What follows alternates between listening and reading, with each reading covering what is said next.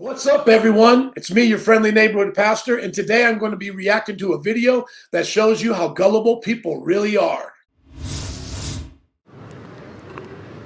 I'm sorry, if you don't mind crossing here, that would be great. Thank you.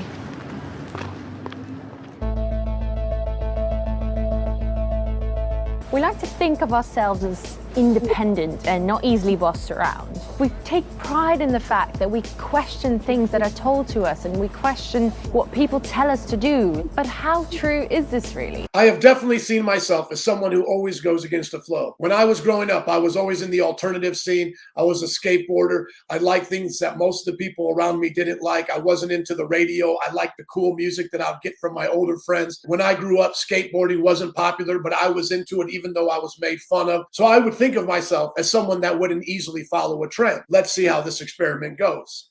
Some smart folk in the 70s showed that people were more likely to take orders from someone dressed in a policeman's uniform than someone dressed in normal clothes. And that would make sense because police who do give orders that should be obeyed wear police uniforms. That doesn't prove very much that someone listened to a police officer who by law has the authority to get people to listen to them versus someone not wearing a police uniform who doesn't have the authority to tell somebody what to do. The issue would be, what did the police officer ask them to do? Did the police officer ask them to do things that was outside of their authority?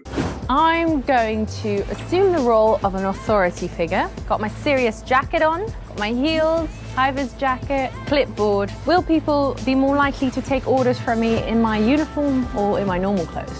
People will be more willing to listen to you if you have a uniform because we're used to people being in uniform. The real question is going to be, will you get people to do ridiculous things that don't match the authority that someone wearing that crossing guard outfit would have? Give me your most authoritarian pose. Here's mine. Oh, you can't step on there. I'm sorry. You cannot step on this area. Why not? It's not allowed at the moment. I'm sorry. And the reason why? Oh, I'd better get off there quickly if I were you. That's good. The person who was asked to not step in that section of the sidewalk asked that person why. They want to know on what basis should I not walk here. Now, someone doesn't need to have authority to tell you not to walk in a certain area. They may have experience and have your best interest. That part of the sidewalk may be faulty. It may cause you to trip. It may be dirty, and they may be offering you some kind of help.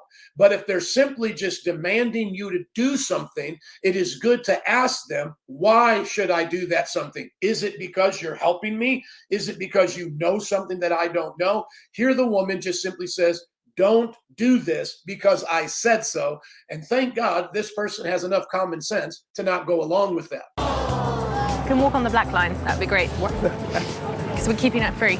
Oh, thank you. Yeah, that would be great.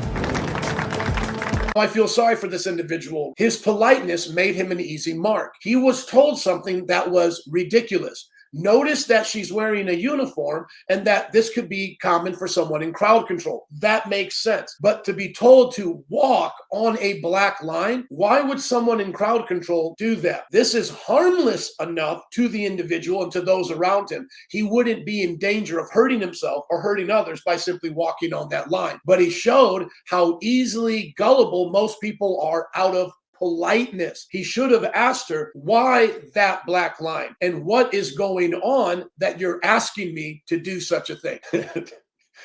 But in all likelihood, the guy just didn't even care. And since it didn't bother his life, he's willing to go with it. Hi, I'm sorry, we've got no standing policy on the bridge.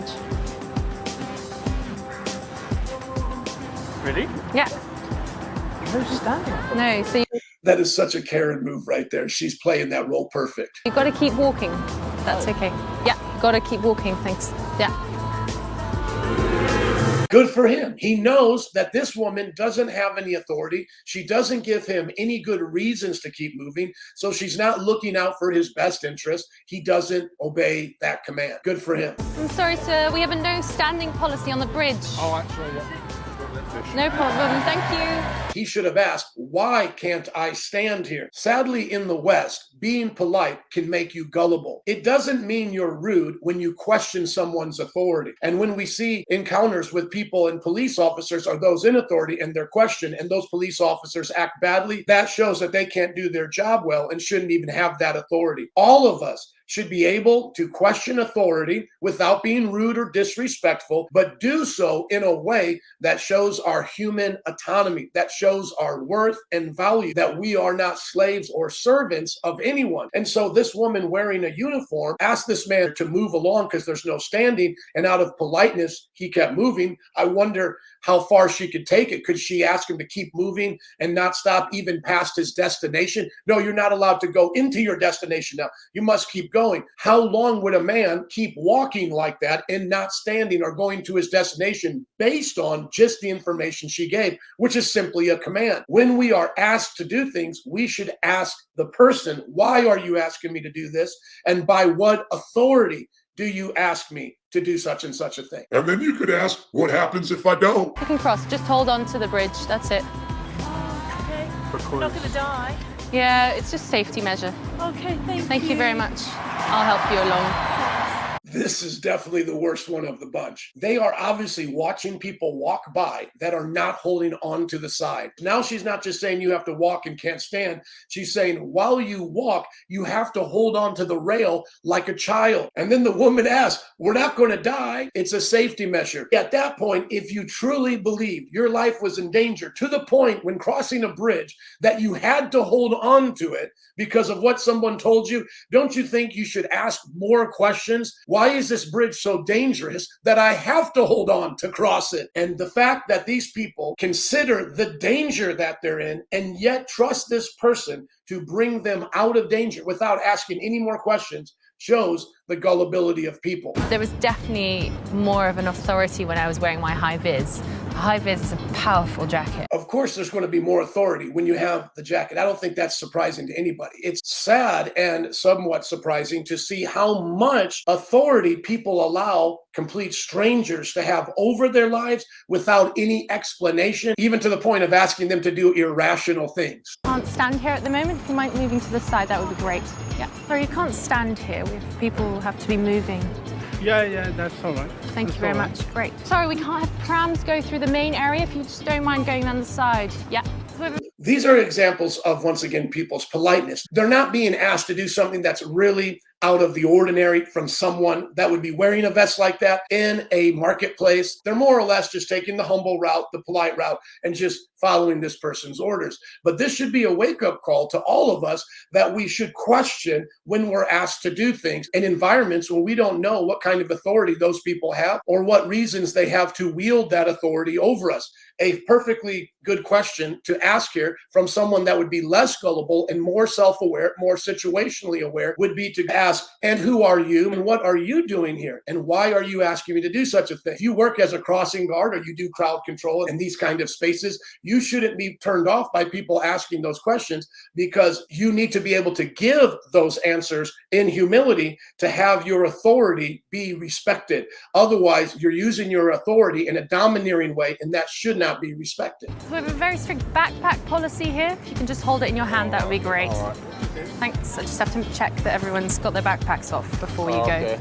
That's where the boys should have said something. And once again, are we being taught in the West to simply go along with authority without questioning them, even though we don't know where that authority came from? Now she's upping the ante, making it more ridiculous, seeing how far she can go wearing that vest. Hold your backpack. Why, ma'am? Who are you? Why should I hold my backpack? That's a great question to ask, and we shouldn't think of that as being rebellious or a troublemaker. Life lesson. Troublemakers are not those who question authority, but those who, after given good reason to trust the authority, still go against it to the harm of themselves and others. Good citizens are those who question authority and make sure authority is held accountable. You have to carry them? Yes, you just have to pick them up. Are you with a friend?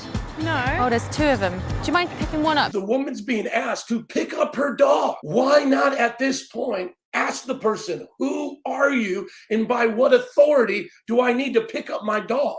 Why? You just pick one of them up. I It's can't fine. pick them up. They're like 15 kg. can pick up 15 kg. Okay, so which is the new dog-free zone then? Just down there would be good. Okay, I'm just going to walk this way then. At this point, we run into the question, what if the woman lied and said, I work for the city? Would that be a justification for someone following these kinds of orders? To a point, if the person who works for the city is asking them to do something within reason that they can show in a law or an ordinance, then yes, it should be followed. But even if the person is working for the city and has taken the authority upon themselves to do whatever they feel like doing, that authority should be resisted. That's why police, when they're wearing their uniform, have to be held accountable to what they do in that uniform, because they don't get to make the laws, they only get to enforce the laws. There's a more sinister side to this. Some people argue that unquestioning obedience to authority is the part of our nature that allows police states to flourish. In his now famous experiment from the 60s, Stanley Milgram got a shocking result. Some people, when given orders by an authority, are willing to go as far as seriously hurting or killing someone just because they're told to do so. And that's the sad part, because this has been used in regimes that have hurt innocent people, and people went along with it because those in authority had the power and they were the experts and they trusted them. With the nurses working in the Holocaust, they were the tip of the spear, bringing forth the poison to the Jews and to the undesirables. They did that because they didn't question the doctors and the scientists and the political leaders above them. Sorry, you've got to walk in line just going past here. Thank you very much. Yeah, great. Why? And now she asks all of these women to walk in a straight line, and watch how they just get right in a straight line and follow her orders without even asking why. Thank you very much. Yeah, great. There are so many good lessons we can take away from this. But most importantly, we have to understand that God gave us the gift of common sense and free will to be used to preserve our life and to preserve others. I know that sometimes people watch my videos and they think that Christians are the worst at these kinds of things because we've been in power and had empires and have done bad things in the name of Jesus, and people just went along with it. But it's those like myself who are considered Protestants is one of the reasons why we have free nations in the world like the United States of America, because people like myself left those nations to establish a free nation. And one of the greatest things that we did, even for those who disagreed with us, is give them the freedom of speech and allowed them to protect themselves with the right to bear arms. So I don't know what kind of Christians you're used to meeting, but the kind of Christian that I am, I believe in giving you the freedom to make your choices, in so much as those choices do not hurt others or hurt our society. Then we can have debates about those subjects. For example, abortion today is now supported by a lot of experts and a lot of people in power. It's our job to resist that and not to go along with the common narrative that those children in the womb are actually not children. All science now agrees that it is a unique human life. And so I believe we will look back on the generation that we're in now and see abortion as something that people just went along with because they were gullible and naive and should not have allowed it, just like we should not have allowed slavery. Thank God for the Civil War, and I hope that it doesn't come to that when it comes to abortion. People are waking up to the reality of that Holocaust in our generation. But once again, like with the Holocaust of the Jews in Germany, those at the tip of the spear, those nurses, and check out this documentary if you want to learn more about them, showed they were so easily manipulated by the eugenic science of that day that they didn't even give a second thought to killing the handicapped, the aged, and even the Jewish people and the gypsies. May God have mercy when humanity acts in such a way. I pray for you, those who are listening to me, that you will freely come to Jesus and see he is who he said he is, and he can do what he said he can do. That's what I believe, that you shouldn't be gullible and that you should question authority. What do you believe? Comment below. If you like custom Christian gear like this, check out our website at kingdomprinting.store, and we'd love to sell you ours or print your own. And if you're called into the ministry and want to do Bible college, we have a tuition-free online Bible college at legacyministrycollege.org. Shoot us a line. Like, comment, and share, and help spread the word, not to be so naive. This is what I believe, that you shouldn't be gullible. What do you believe?